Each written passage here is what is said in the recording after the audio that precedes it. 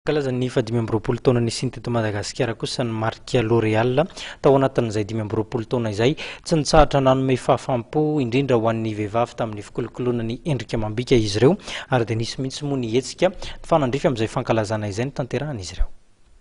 Endrika lehibe izay nanehoana ny fomba fikarakarana ny taovolo, io no nentin'ny marika maneran-tany momba ny fikojana ny taovolo sy ny endrika L Oreal nankalazana ny 5 taona nisiany marika teto Madagasikara. Ny taona 1927 no nifanaraka tamin'ny groupe EDLEC ny marika L Oreal fa hitondra ny vokatra misy ao aminy eto amin'ny nosy.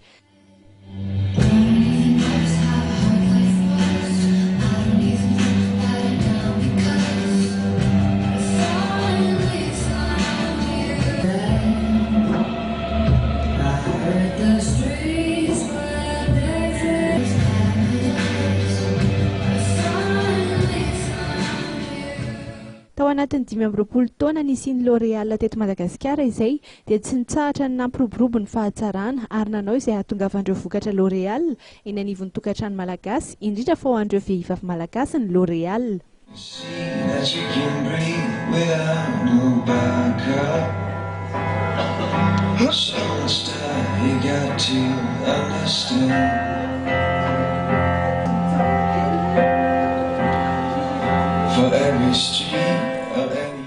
Ankoatra ny fampiroboroboana ny marika dia efa 10 taona izao no nisy ihany koa ny ivitoerana manofana manokana ireo mpanao volo ka miompana amin'ny fikarakarana ny hodi-doha sy ny teknika ny fandokoana ny volo no atao amin'izany ka isan'ireo sangana sy manam-pahaizana manokana amin'izany ny tafavoaka ao amin'ny fitoeram-piofanana. Efa misy ny mampiofana manokana avy any ivelany izay tonga eto toerana isaky ny 7 taona mizara ny fahaizany amin'ny Malagasy amin'ny fampiasana ny marika L Oreal. Ny omaly moa dia anisany fanehoana ampahibe maso izany fahaizana mikirakira ny taovolo izany tamin'ny alalan'ny filatroana sy fampisehoan'ireo matianina ny fahaizan'izy ireo.